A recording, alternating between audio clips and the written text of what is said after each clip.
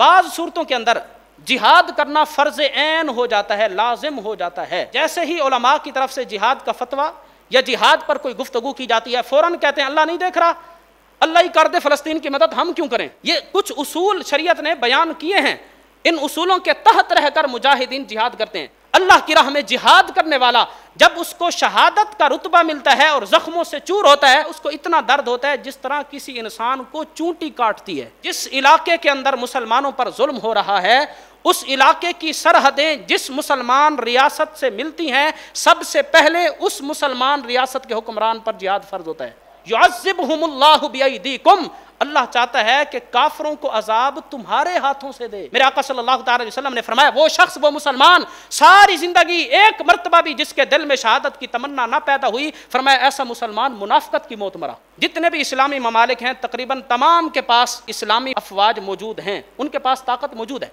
یہ فرض کفایہ ہے، دشمن قوتیں آ کر مسلمانوں کے اوپر حملہ کر دیں، جہاد فرض عین ہے۔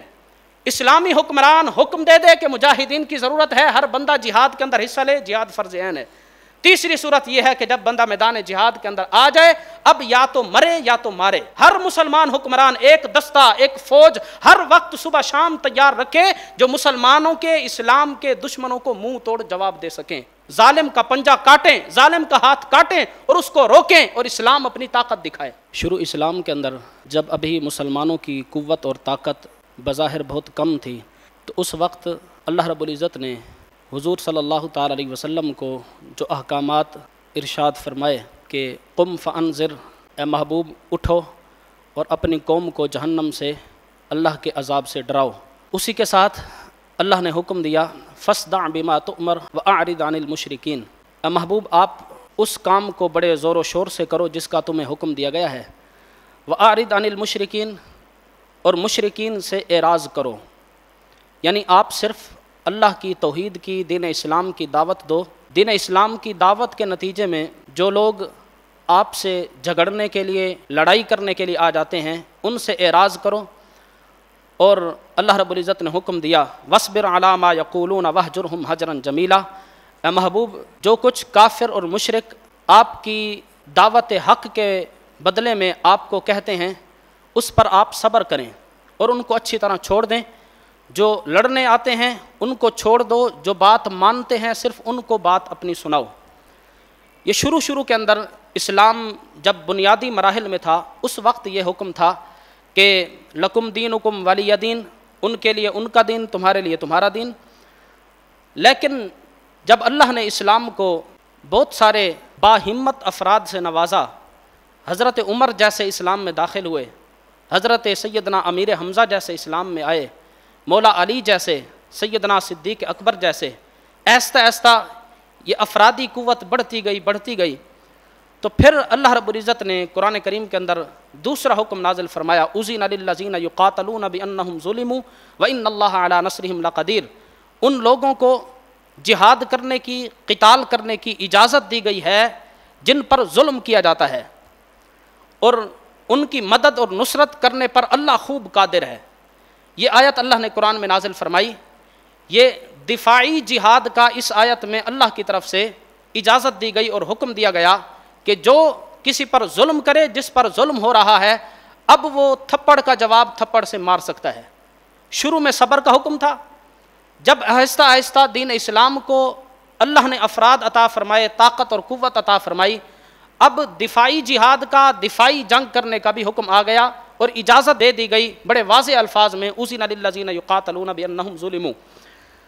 اس کے بعد پھر ہجرت کا حکم آیا اور کفار نے اسلام کو ماننے والوں پر ظلم کیے، مسلمانوں پر ظلم کیے، یہاں تک کہ مسلمان ہجرت پر مجبور ہو گئے۔ میرے آقا مدینہ شریف تشریف لائے، مہاجرین صحابہ مدینہ پاک میں تشریف لائے۔ اب اللہ نے مسلمانوں کو مزید قوت سے نوازا، اب باقاعدہ مسلمانوں کا ایک دستہ، ایک طاقت، ایک قوت، جو دشمن تھے ان کے خلاف لڑنے کے لیے تیار ہونے لگی، تھوڑا بہت اسلحہ بھی اللہ نے عطا فرمایا۔ اب تیسرا حکم نازل ہوا جو جہاد کے فرض ہونے کا حکم تھا، ما لکم لا تقاتلون فی سبیل اللہ والمستضعفین من الرجال والنساء والولدان الذین یقولون ربنا اخرجنا من هذه القریۃ الظالم اہلها۔ یہ پوری آیت اللہ نے نازل فرمائی۔ اللہ نے فرمایا تمہیں کیا ہو گیا تم اللہ کی بارگاہ میں اللہ کی راہ میں آ کر جہاد کیوں نہیں کرتے؟ حال یہ ہو گیا ہے کہ بعض بستیوں میں ظلم کرنے والے بچوں اور خواتین پر اتنا زیادہ ظلم کر رہے ہیں کہ وہ بچے اللہ کی بارگاہ میں، وہ خواتین اللہ کی بارگاہ میں پکار کر کہہ رہی ہیں یا اللہ ہمیں اس ظالم بستی سے نکال۔ یہ آیت اللہ نے نازل فرما کر اب اس آیت میں اللہ نے واضح طور پر جہاد کے فرض ہونے کا حکم دے دیا کہ جب کسی ایسی بستی پر، ایسے رہنے والوں پر کوئی ظالم ظلم کرے اور نہ بچوں کو دیکھے نہ خواتین کو دیکھے، مسلمانوں کو، اسلام کے ماننے والوں پر جب ظلم ہو رہا ہو، اب فرض ہے کہ دوسرے مسلمان آ کر ان مظلوموں کی مدد کریں، ظالم کا پنجہ کاٹیں، ظالم کا ہاتھ کاٹیں اور اس کو روکیں اور اسلام اپنی طاقت دکھائے۔ یہ 3 ارتقائی مراحل ہیں۔ سب سے پہلے صبر کا حکم تھا، طاقت کو، قوت کو جمع کرنے کا حکم تھا۔ دوسرا حکم دفاعی جنگ کا کہ کوئی آ کر تم سے اگر جہاد کرتا ہے تو وقاتلوا فی سبیل اللہ الذین یقاتلونکم، قرآن کریم کے اندر دوسری آیت میں اللہ نے فرمایا تم ان سے جہاد کرو جو تم سے کرتے ہیں، یعنی جو تم سے آ کر لڑیں تم پھر لڑائی کا بدلہ لڑائی سے کرو۔ پھر تیسرا مرحلہ جب اسلام کو اللہ نے قوت عطا فرمائی، اب جہاد کا حکم آ گیا کہ اب اعلاء کلمت اللہ، اللہ کے دین کی سربلندی کے لیے، دین اسلام کی سربلندی کے لیے، لا الہ الا اللہ کی حفاظت کے لیے، مظلوم مسلمانوں کی داد رسی کے لیے، ان کی حفاظت کے لیے، اور مسلمان اپنی بچوں کی، اپنے خواتین کی، اپنے بزرگوں کی، اپنے مسلمان بھائیوں کی حفاظت کے لیے میدان جہاد کے اندر اتریں اور آ کر جہاد کریں۔ یہ 3 ابتدائی مراحل اللہ رب العزت نے قرآن کریم کے اندر جہاد کے معاملے میں بیان فرمائے کہ سب سے پہلے صبر کرنے کا حکم تھا، اس کے بعد پھر دفاعی جنگ کا۔ اچھا، یہ جو دفاعی جنگ کی، دفاعی جہاد کی آیات ہیں، بعض لوگ اب پڑھ کر لوگوں کو سناتے ہیں۔ یہ بھی ایک غلط نظریہ اسلام کا پیش کیا جا رہا ہے۔ یہ اس وقت تھا جب مسلمانوں کے پاس طاقت نہیں تھی۔ اس وقت یہ تھا کہ کوئی اگر تم سے جہاد کرتا ہے، کوئی آ کر تم سے لڑتا ہے تو پھر لڑو۔ اب یہ حکم نہیں ہے، اب حکم ہے ما لکم لا تقاتلون فی سبیل اللہ۔ اب یہ حکم ہے کہ مجاہدین کی جماعت، ایک جماعت ہمہ وقت، ہر مسلمان حکمران ایک دستہ، ایک فوج ہر وقت صبح شام تیار رکھے جو مسلمانوں کے، اسلام کے دشمنوں کو منہ توڑ جواب دے سکیں۔ اب یہ حکم ہے، اسلامی حکمرانوں پر لازم ہے کہ ہر وقت ایک ایسی فوج تیار ہونی چاہیے، ایک ایسی قوت تیار ہونی چاہیے کہ اگر کوئی اسلام کی طرف، مسلمانوں کی طرف، مسلمانوں کے بچوں کی طرف، خواتین کی طرف، بزرگوں کی طرف، مسلمانوں کے فتح شدہ علاقے کی طرف میلی نظر سے دیکھتا ہے تو مسلمانوں کے پاس ایک ایسی فوج ہونی چاہیے جو ان کا منہ توڑ جواب دے۔ اب یہ حکم ہے۔ جہاد جو ہے یہ عام حالات میں فرض کفایہ ہے، جو میں نے ابھی بیان کیا کہ ایک فوج ہر وقت تیار ہو، اور اس وقت جتنے بھی اسلامی ممالک ہیں تقریباً تمام کے پاس اسلامی افواج موجود ہیں، ان کے پاس طاقت موجود ہے۔ یہ فرض کفایہ ہے کہ اس فوج پر فرض ہے، لیکن بعض صورتوں کے اندر جہاد کرنا فرض عین ہو جاتا ہے، لازم ہو جاتا ہے۔ بعض صورتیں، 3 صورتیں ہمارے فقہاء نے، علماء نے لکھی ہیں، 3 صورتیں ہیں کہ جن صورتوں میں فرض عین ہو جاتا ہے، جہاد کرنا لازم ہو جاتا ہے۔ پہلی صورت کہ دشمن آ کر مسلمانوں پر حملہ کر دیں، مسلمان امن سے رہ رہے تھے، دشمنوں نے آ کر، غیر مسلم قوتوں نے آ کر مسلمانوں پر حملہ کر دیا، اب ہر بندے پر لازم ہے کہ ان دشمنوں کا مقابلہ کریں، اب فرض عین ہو چکا۔ دوسرا مرحلہ کہ سلطان اسلام، اسلام کا جو بادشاہ ہے، وقت کا حکمران ہے، وہ اعلان کر دے کہ ہر بندہ میدان جہاد میں آئے، اسلام کو، مسلمانوں کو، ہماری ریاست کو مجاہدین کی ضرورت ہو گئی ہے اور ہمارے مجاہد کم پڑ گئے ہیں، نوجوانوں کے لیے حکم ہے کہ میدان جہاد میں اتریں۔ اگر اسلامی حکمران اعلان کر دے تو اس وقت بھی جہاد فرض عین ہو جاتا ہے، ہر بندے پر لازم ہے میدان جہاد میں اترے۔ اگر نہیں آتا تو وہ سخت گناہ گار ہوگا۔ نماز کے ساتھ ساتھ قرآن کریم کے اندر جہاد کا حکم دیا گیا ہے۔ یہ دوسری صورت ہے۔ تیسری صورت جہاد کے فرض عین ہونے کی جو علماء نے لکھی ہے وہ یہ ہے کہ جب بندہ میدان جہاد میں آ جائے، دشمنوں کے مقابلے میں آ جائے، مسلمان مجاہدین کی صف میں کھڑا ہو جائے، اب اس مجاہد پر جہاد فرض عین ہو چکا ہے، اب اس کو پیٹھ پھیر کر بھاگنے کی اجازت نہیں ہے۔ جب صف میں کھڑا ہو گیا، اسلام کی صف میں، مسلمان مجاہدین کی صف میں آ گیا، دشمنوں کے مقابلے میں آ گیا، میدان جہاد میں آ کر پھر بھاگنا، اس پر سخت وعیدیں ہیں۔ قرآن کریم کے اندر کئی آیات اس پر نازل ہوئی ہیں کہ جو میدان جہاد میں آ کر بھاگ جائے اس کو تو منافق کہا گیا۔ اور یہ طرز عمل میرے آقا کے زمانے میں منافقین کا رہا کہ جب مدینہ شریف سے میرے آقا لشکر کو لے کر روانہ ہوتے تھے، منافق کہتے تھے ہم آپ کے ساتھ ہیں، اور بڑی طاقت اور قوت اور افرادی قوت کا مظاہرہ کرتے تھے کہ اتنے بندے ہماری طرف سے ہو گئے. لیکن جب میدان جہاد میں میرے آقا صلی اللہ علیہ وسلم تشریف لے کر جاتے تو وہاں سے یہ اپنے بندے چھڑا کر واپس آ جاتے. تو میدان جہاد کے اندر جب بندہ مسلمانوں کی طرف سے، مسلمان مجاہدین کی طرف سے صف میں کھڑا ہو جائے اور دشمن کے مقابلے میں آ جائے، اب بھی جہاد جو ہے فرض عین ہو جاتا ہے. یہ تین صورتیں ہیں کہ دشمن قوتیں آ کر مسلمانوں کے اوپر حملہ کر دیں، جہاد فرض عین ہے. اسلامی حکمران حکم دے دے کہ مجاہدین کی ضرورت ہے، ہر بندہ جہاد کے اندر حصہ لے، جہاد فرض عین ہے. تیسری صورت یہ ہے کہ جب بندہ میدان جہاد کے اندر آ جائے، اب یا تو مرے یا تو مارے، اب پیچھے بھاگنے کی، پیٹھ پھیر کر بھاگنے کی اس کی اجازت نہیں ہے.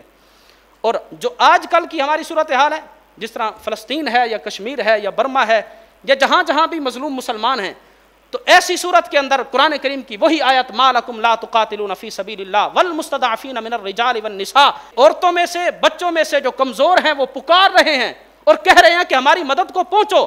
اب اس وقت اسلامی حکمرانوں پر فرض ہے کہ ان کی مدد کریں.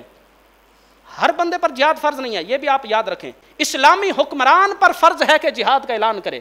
اب اسلامی حکمران دیکھے کہ اس کے پاس اگر فوج اتنی طاقتور ہے، اس کے پاس اتنا سرمایہ، قوت، طاقت ہے دشمنوں سے لڑنے کی، تو پھر ہر بندے کو حکم نہ دے، بلکہ جو اس نے اتنا پیسہ خرچ کر کے فوج کو تیار کیا ہے وہی فوج پہلے جا کر لڑے. اگر ضرورت پڑتی ہے اور اسلامی حکمران اعلان کرتا ہے تو پھر ہر بندے پر جہاد فرض عین ہو جائے گا. اور یہ بھی الاقرب فالاقرب کے تحت ہے. ایک شریعت کا ایک قانون ہے کہ جس علاقے کے اندر مسلمانوں پر ظلم ہو رہا ہے، اس علاقے کی سرحدیں جس مسلمان ریاست سے ملتی ہیں، سب سے پہلے اس مسلمان ریاست کے حکمران پر جہاد فرض ہوتا ہے. اگر وہ نہیں کرتا تو پھر اس سے آگے والا، اگر وہ نہیں کرتا تو پھر اس سے آگے والا. اگر حکمران اس معاملے کے اندر کوئی ادھر ادھر کی بات کرتا ہے یا کمزوری کا مظاہرہ کرتا ہے تو سب سے پہلا جو گناہ گار ہوگا وہ حکمران ہوگا. دوسرے نمبر پر اس حکمران کو چننے والے اور اپنا سربراہ بنانے والے وہ لوگ بھی گناہ گار ہوں گے. تو یہ جو جہاد کی فرضیت ہے، یہ میں نے قرآن کریم کی آیات سے اس کے ارتقائی مراحل آپ کے سامنے بیان کیے کہ پہلے صبر کرنے کا حکم تھا، پھر دفاعی جہاد کا حکم تھا، پھر آخر میں اللہ تبارک و تعالیٰ کی طرف سے عام حکم آ گیا کہ اللہ کے دین کی سربلندی کے لیے، مسلمانوں کی حفاظت کے لیے مسلمانوں کو ہر وقت ایک ایسی فوج تیار رکھنے کا حکم ہے کہ جب بھی کوئی مشکل وقت آئے وہ فوج ہمیشہ دشمنوں کا منہ توڑے اور دشمنوں کے مقابلے میں نکلے. اسلام کے اندر جو جہاد کا تصور ہے یہ کوئی دہشت گردی کا تصور نہیں ہے، یہ بھی ایک غلط نظریہ لوگوں کے اندر پایا جاتا ہے. اور بعض لوگ جو جدت پسند ہیں ان کے اندر ایک یہ بڑی غلط بات پائی جاتی ہے کہ جیسے ہی علماء کی طرف سے جہاد کا فتویٰ یا جہاد پر کوئی گفتگو کی جاتی ہے فوراً کہتے ہیں اللہ نہیں دیکھ رہا، اللہ ہی کر دے فلسطین کی مدد، ہم کیوں کریں. یہ آپ نے کئی لوگوں کے منہ سے سنا ہوگا کہ اللہ ہی ان کی خیر کرے، ہم تو اپنے گھر میں بیٹھے ہیں ہاتھ پر ہاتھ دھرے، ہم کیوں کریں. اس کا جواب اللہ رب العزت نے سورۃ التوبہ میں قرآن کریم کے اندر نازل فرمایا، قاتلوہم یعذبہم اللہ بایدیکم. اللہ نے فرمایا اے مسلمان مجاہدین، اے مسلمانوں، تم کفار کے خلاف جہاد کرو، میدان جہاد میں اترو. یعذبہم اللہ بایدیکم، اللہ چاہتا ہے کہ کافروں کو عذاب تمہارے ہاتھوں سے دے. یہ قرآن کی آیت ہے. اللہ فرماتا ہے کہ اللہ تمہارے ہاتھوں سے کافروں کو عذاب، ان کو تکلیف، ان کو مارنا چاہتا ہے. اور جو مسلمان ہے وہ کہتے ہیں اللہ خود کرے. تو ہم گویا کہ یہ بات کہہ کر قرآن کے مقابلے میں آ جاتے ہیں. اللہ کہتا ہے قاتلوہم یعذبہم اللہ بایدیکم، مسلمان مجاہدین اسلام کی جماعت نکلے اور کافروں کے خلاف جہاد کرے. اللہ چاہتا ہے مسلمان مجاہدین کے ذریعے ان کو عذاب دے اور مسلمان آگے سے کہیں کہ اللہ نہیں دیکھ رہا، اللہ خود میدان عمل میں اترے اور اللہ ہی ان کی مدد کرے. تو قرآن کریم کے اندر اللہ تبارک و تعالیٰ نے واضح طور پر اس نظریے کا بھی جواب دیا اور اس نظریے کو رد کیا. اللہ چاہتا ہے کہ مسلمان خود میدان عمل کے اندر آ کر مسلمانوں کی مدد کریں اور اللہ اور اس کے رسول کے دین کی سربلندی کے لیے، اعلاء کلمت اللہ کے لیے جہاد فی سبیل اللہ کا اعلان کریں. یہ اللہ کی طرف سے یہ حکم ہے قرآن کریم کے اندر. اور جو اسلام کے اندر جہاد کا تصور ہے اس کے کچھ اصول ہیں. ایسا نہیں کہ ہر بندہ ایک جتھا تیار کر لے اور ایک جماعت تیار کر لے یا ایک اکیلا ہی بندہ نکل پڑے، اس کی بھی اجازت نہیں. میں نے ابھی بیان کیا کہ اسلامی حکمران پر جہاد کا اعلان کرنے کا حکم ہے اور اس کے تحت رہ کر فوج جو ہے، مجاہدین جو ہیں وہ جہاد کریں گے. عام بندہ چند جتھے تیار کر کے اگر جائے گا تو وہ فساد ہوگا، وہ جہاد نہیں ہوگا. اس طرح کی چند جماعتیں پاکستان میں بھی اور دوسرے ممالک کے اندر بھی TTP وغیرہ بنی ہوئی ہیں، تو یہ کوئی جہاد نہیں ہے. جہاد اسلامی حکمران کے تحت رہ کر ہوتا ہے. جہاد کے اصول ہیں کہ میدان عمل کے اندر جب نکلیں گے مجاہدین، خواتین کو مارنے کی اجازت نہیں، بچوں کو مارنے کی اجازت نہیں، بزرگوں کو مارنے کی اجازت نہیں، ان کے علاقے کو ویران کرنے کی اجازت نہیں جس طرح ہلاکو خان وغیرہ نے کیا، ان کی فصلوں کو تباہ کرنے کی اجازت نہیں۔ یہ کچھ اصول شریعت نے بیان کیے ہیں، ان اصولوں کے تحت رہ کر مجاہدین جہاد کرتے ہیں۔ یہاں تک کہ فتح مکہ والے دن جب میرے آقا صلی اللہ علیہ وسلم 10,000 صحابہ کا لشکر لے کر مکہ المکرمہ میں داخل ہو رہے تھے تو راستے میں ایک کتیا نے بچے دیے ہوئے تھے، تو میرے آقا صلی اللہ تعالی علیہ وسلم نے ایک صحابی کو وہاں کھڑا کیا اور فرمایا یہاں سے مسلمانوں کا لشکر گزرے گا تو کسی مسلمان مجاہد کا پاؤں کسی کتے کے بچے کے اوپر نہ آ جائے۔ اتنا جانوروں کے میرے آقا صلی اللہ علیہ وسلم نے دوران جہاد بھی حقوق بیان کیے۔ ایک حدیث پاک کے اندر آتا ہے حضور صلی اللہ تعالی علیہ وسلم آپ ایک لشکر کے ساتھ روانہ تھے، تو آپ کا لشکر جہاں سے گزر رہا تھا تو میرے آقا نے دیکھا کہ ایک ہرن ہے جو زخمی ہے اور راستے میں ایک سائیڈ پر چھاؤں میں بیٹھی ہوئی ہے اور اس نے اپنا سر جھکایا ہوا ہے اور نیند کر رہی ہے۔ تو میرے آقا صلی اللہ علیہ وسلم نے ایک صحابی کی وہاں ڈیوٹی لگائی، فرمایا جب تک مسلمانوں کا لشکر یہاں سے گزر نہیں جاتا یہاں کھڑے رہو، اس زخمی ہرن کی نیند کے اندر بھی خلل نہ آئے۔ مجاہدین جہاد پر نکلے ہیں لیکن ہر کسی کے حقوق بھی بیان کیے جا رہے ہیں کہ ہم جہاد پر آئے ہیں تو یہ فساد فی الارض نہیں ہے، زمین پر فساد مچانے نہیں آئے بلکہ اللہ کے دین کی سر بلندی کے لیے آئے ہیں۔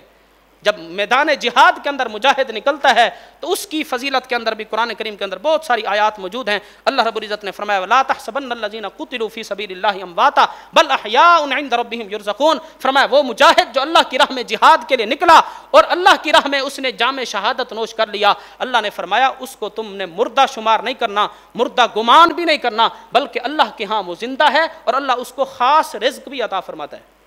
یہ مجاہدین کی فضیلت حضرت مولا علی فرماتے ہیں بستر پر قدم رگڑ رگڑ کر مرنے سے مجھ علی کو بہتر ہے، مجھ علی کو یہ زیادہ پسند ہے کہ میں میدان جہاد کے اندر جہاد فی سبیل اللہ میں چند قدم چلوں۔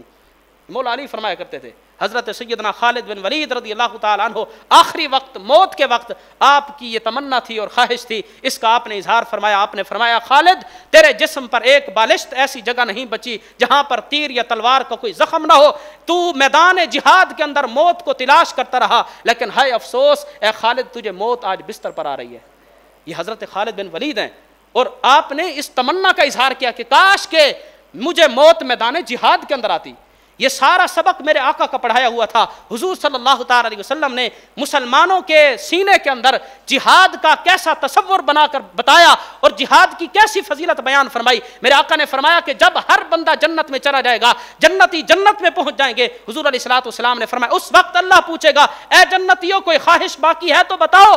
سارے جنتی کہیں گے اللہ تیری جنت کے اندر کسی چیز کی کوئی کمی نہیں ہے، تو نے ہر انعام عطا فرمایا۔ لیکن میرے آقا نے فرمایا وہ شخص جس کو اللہ کی راہ میں شہادت کا رتبہ ملا اور شہادت کا رتبہ پا کر وہ اللہ کی بارگاہ میں پہنچا ہوگا، عرض کرے گا یا اللہ تیری جنت میں کوئی کمی نہیں ہے لیکن یا اللہ میں چاہتا ہوں کاش کہ تو مجھے دوبارہ دنیا میں بھیج، میں جا کر دوبارہ تیری راہ میں لڑوں اور اس وقت لڑنے کے بعد جو شہادت کے رتبہ پانے کا مزہ تھا، جو شہادت کے وقت مزہ اور چاشنی آتی ہے وہ کسی اور چیز میں نہیں ہے۔ شہادت کے وقت اس کو اللہ کا دیدار ہو رہا ہوتا ہے۔ اچھا ہم بیٹھے ہیں نا، ہم سوچ رہے ہیں کہ اگر ہم آج تو جہاد پر تقریر سن رہے ہیں تو میدان جہاد میں گئے تو ٹانگ ٹوٹے گی، زخم آئیں گے، آنکھ پھوٹے گی، تو کیا کچھ ہوگا، تو پتہ نہیں کتنا درد ہوگا۔ ایسی بات نہیں ہے۔ میرے آقا صلی اللہ تعالی علیہ وسلم نے بیان فرمایا مجاہد اللہ کی راہ میں جہاد کرنے والا جب اس کو شہادت کا رتبہ ملتا ہے اور زخموں سے چور ہوتا ہے اس کو اتنا درد ہوتا ہے جس طرح کسی انسان کو چونٹی کاٹتی ہے، صرف اتنا درد ہوتا ہے۔ تو یہ چند باتیں میں نے جہاد کے متعلق آپ کے سامنے بیان کی ہیں۔ ہمارے اوپر کیا لازم ہے، ہمارے اوپر کیا فرض ہے؟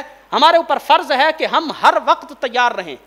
اگر مسلمانوں کی، بچوں کی، خواتین کی عزت اور حرمت کے لیے، ان کی جانوں کی حفاظت کے لیے کبھی وقت آتا ہے، ہر بندہ اپنے جسم کے اندر، اپنی دل کے اندر شہادت کی تمنا رکھے، وقت آیا تو میں بھی میدان عمل میں نکلوں گا۔ یہ ہمارے اوپر یہ لازم ہے۔ میرے آقا صلی اللہ تعالی علیہ وسلم نے فرمایا وہ شخص، وہ مسلمان ساری زندگی ایک مرتبہ بھی جس کے دل میں شہادت کی تمنا نہ پیدا ہوئی، فرمایا ایسا مسلمان منافقت کی موت مرا۔ ایک حدیث میں فرمایا ایسا مسلمان جاہلیت کی موت مرا۔ تو مسلمان کو ہر وقت اسلام کی خاطر، دین اسلام کی سربلندی کے لیے، مسلمانوں کی عزت، مال و جان کی حفاظت کے لیے ہر وقت مجاہد بن کر رہنے کا بھی حکم ہے۔ ہر وقت تیار ہو کہ اگر مشکل وقت آتا ہے تو میں بھی اپنا جان اور اپنا مال لے کر میدان عمل میں نکلوں گا۔